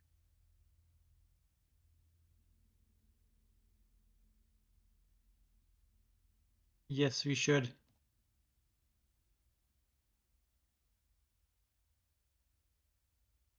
Well, with that affirmation of your intention, Lidara bows her head and disappears. A path opening, if not by actual mechanics, by just having presence depart further in the Citadel. And we can see just how much you can explore after upcoming ad break. So, hang out with us. We will be right back to continue along with our story. But before we head out, I do ask that you let the ads run. They're important to us at WRP. They help keep our games affordable. If you want to directly support us, you can always do so through my Ko-fi. Link for that is on screen as well as in our chat room. These donations unlock awesome perks for the entire community. A full list of those perks is available on our Discord, so check us out there. We will see you all very soon.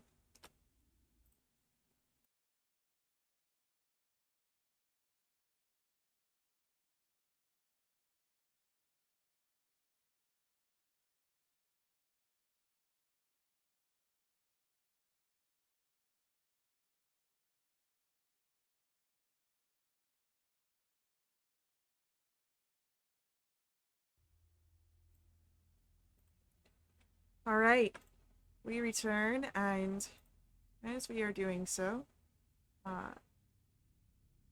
you had met with Ladara, who had revealed to you her true nature, as well as some information that could help you on your journey here. Your path to get through the Citadel, or at least to bring it down. But Ladara is gone, and we'll say that this happened while you were kind of over here.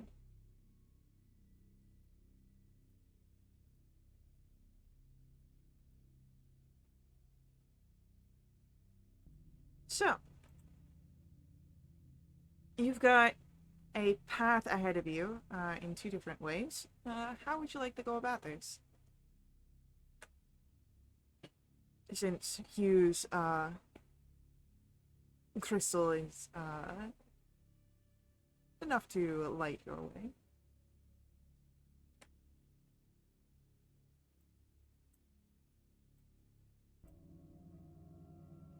To the right, the south, is that just like a sloping path, or is that like tiered steps like that basement we were in once where I'd feather falled off of it? It is uh sort of sloping. Yeah.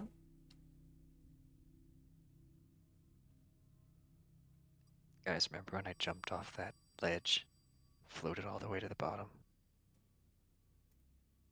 Yeah, I do remember that. That was fun. Wish I could do it again, but not right now. Yeah, it was significantly less stressful too.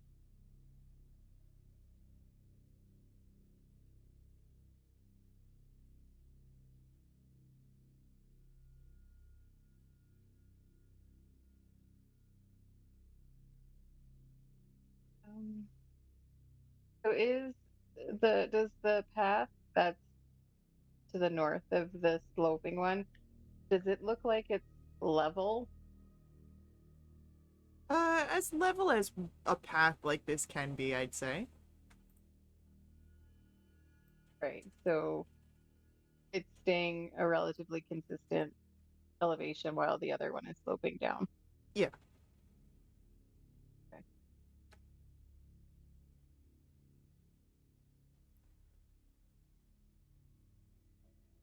No, I don't know, guys. Like, we don't want to go down. We're wanting to go up, aren't we?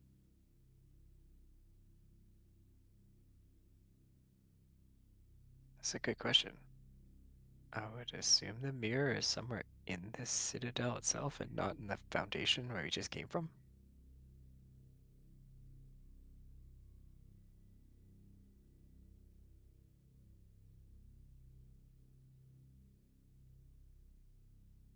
I'm assuming we can't see far enough to know that both paths arrive at the same location.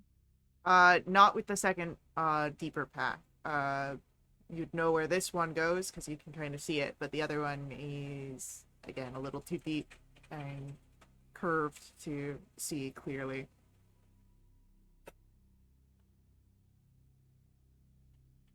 And Hugh's still shedding light. Hugh is shedding Yep. light, but light also seems to come from within the space beyond. There seems to be a dim light that is sort of mystical and ambient. It's not purple, though, if you think that it's cataclysm fire. I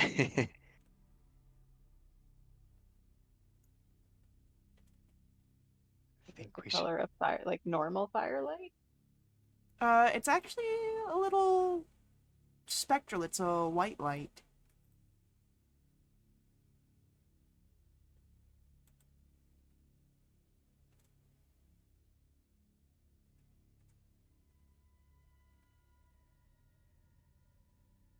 was told not to step into the light, but we might have to make an exception.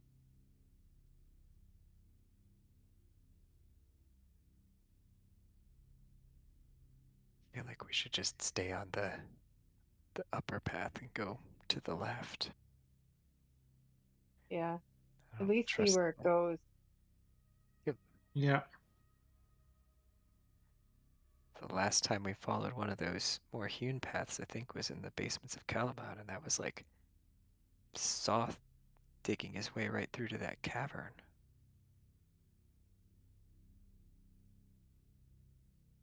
Although now I just realized, like, if I say Soth could have gone that way, then Hugh would probably head that way too. You know, I'm tempted. Ah,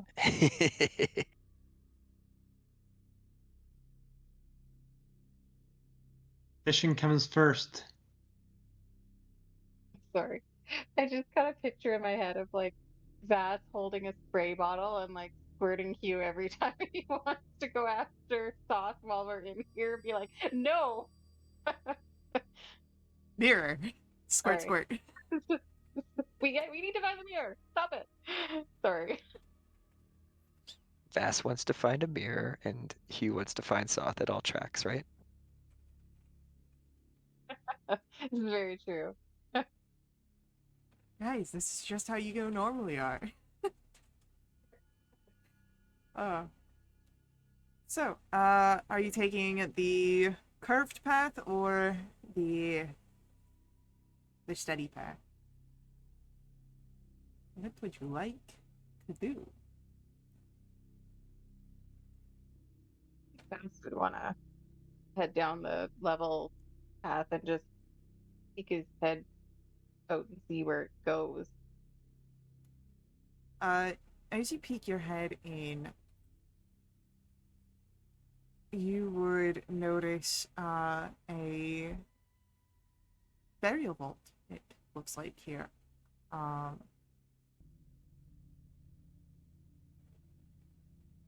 There is a fissure that has opened through the ground that you kind of are able to spot. About the perimeter, evenly spaced, are bricked over archways of stone. There are plaques set into many of the arches, and there is a raised dais in the center of the room with an ominous statue. At the east end of the room, far away from you, you see a smaller door, a double door, and what looks to be a stairwell rising upwards. But there are three figures, sorry, that are in this room. Two knights wearing armor, but are quite obviously undead, as well as a larger creature, skeleton, with bovine features and horns that come out as it stands on 2 feet. Give me, Vass, a stealth roll, please. Oh god, that's a 2 for a 13.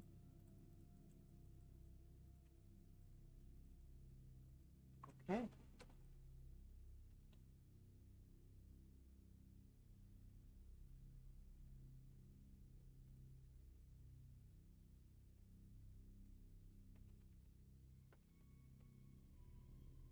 Would Vass have recognized what I suspect to be a minotaur?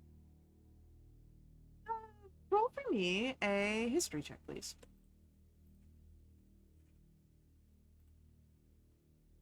14. Yeah, you can recognize that maybe once upon a time this was a minotaur, now reduced to undeath. But they don't seem to have spotted you. Okay. I would sneak back to the other two and let them know. Guys, looks like it might be some kind of a crypt. And we've got some undead in there.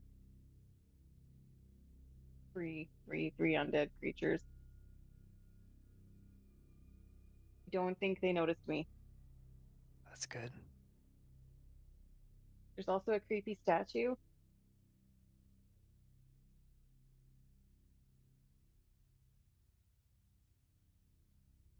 Of what?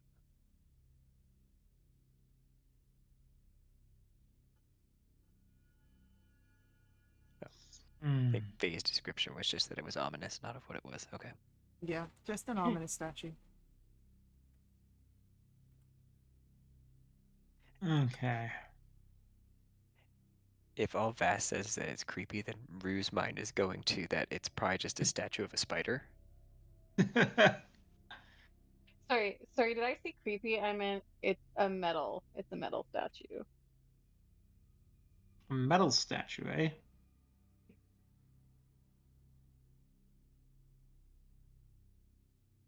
I see what you did there.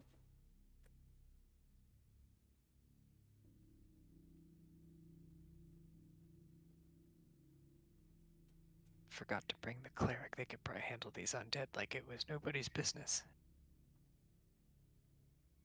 Yeah. I don't have one of them in my pocket though. I knew I was forgetting something when I left today.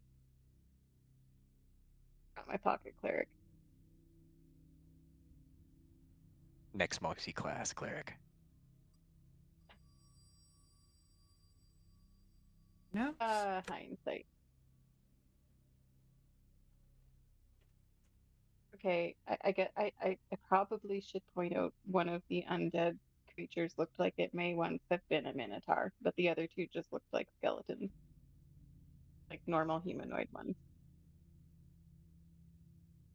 Rue's eyes widen a bit when Vass says that. Like he was just imagining little skeletons, not a big, creepy minotaur. I'm more actually. I think those skeleton knights are probably more dangerous than the minotaur.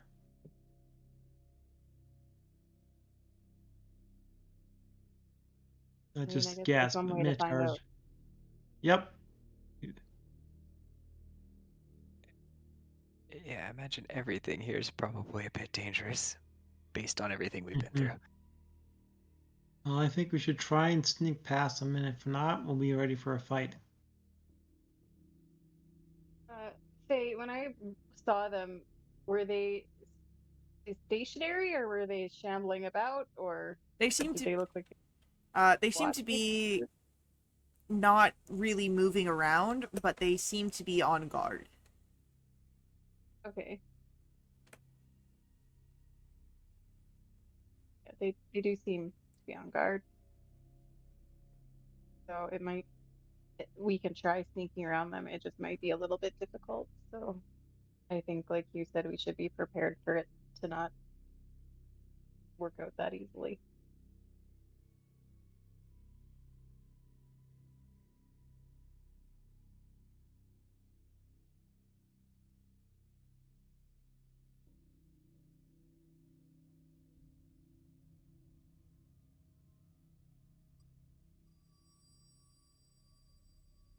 So, if you all would like to attempt stealth, I'll ask for stealth rolls.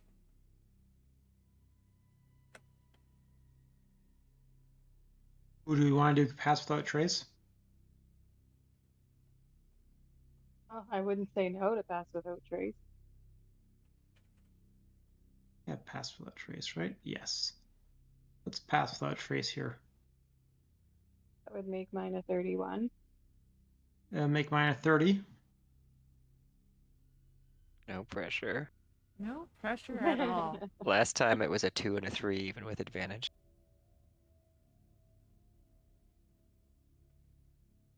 I got a 22 with pass. So, as your group begins to move through the space, you do come to an area where you have to make a choice. Do you try and sneak around past the skeletal knights or past the minotaur? I think the Minotaur is probably easier to sneak past. How can we see now that we're in the chamber how deep the fissure is? This fissure is about, I'd say, 6 feet deep. Oh, that's tall. Yeah, but you could jump over it. How okay, how easy does it look like the sides are to navigate up and down? Uh, Not terribly easy unless you've got like a climb speed or something. They seem Ah, pretty okay. steep. So we've got a fisher and a minotaur for 2 knights. No fisher.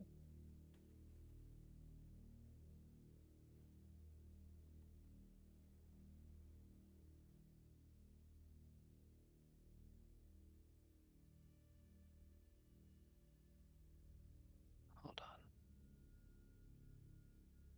Only sneaking past one thing sounds nice, but I don't know how stealthy we can be trying to either jump over or climb up and then, or down and then up that fissure.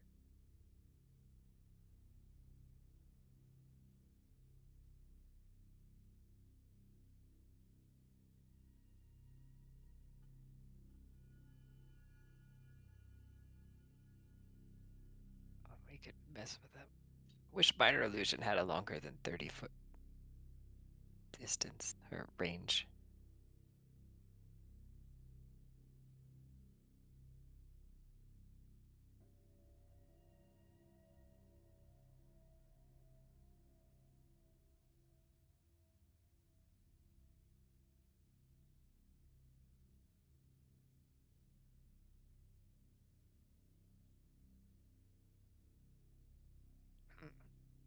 Or we just try and separate them and bring them down. You know how much I like that, but it seems like a day we shouldn't be taking unnecessary risks. No, I think. Do you think maybe we can get up? Can we get up? Go through the fissure towards the skeleton and sneak along the skeleton rather than the Minotaur, rather than the knights?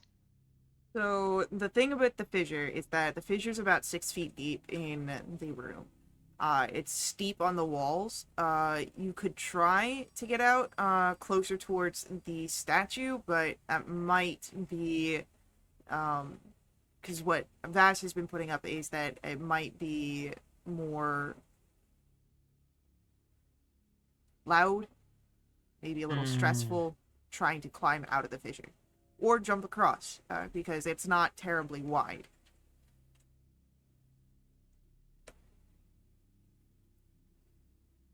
I don't know. I think we could. Rue, do you think you can make that jump? Probably. Hmm.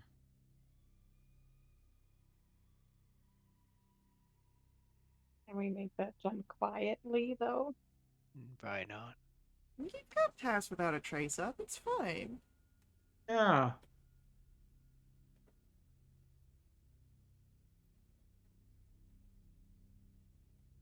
I'll just ask for.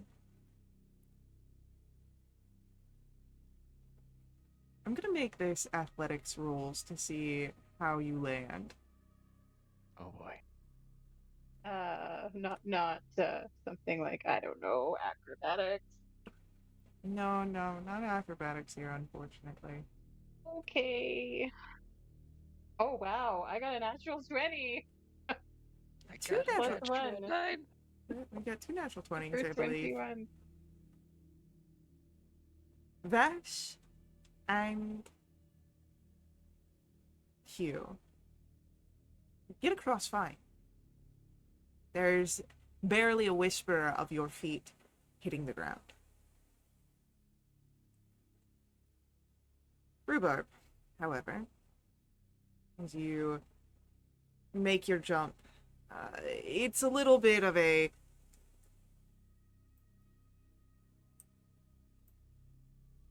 rough Tripped on my landing. robe. And even with a muffling of the pass without a trace, you see where the Minotaur heard something, and the skeleton is moving to turn towards you all.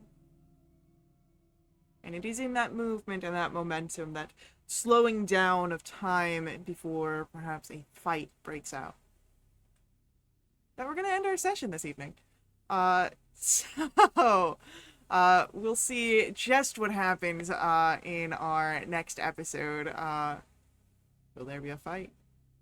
Will you all get past the skeleton guards here? Who knows?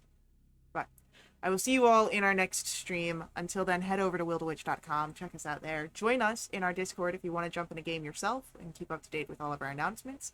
If you want to follow us live for live streams, that's here on Twitch. Oh, excuse me. If you want to catch our VODs, that's over on YouTube. And, as always, may the ever-burning light forever guide your steps. Laters.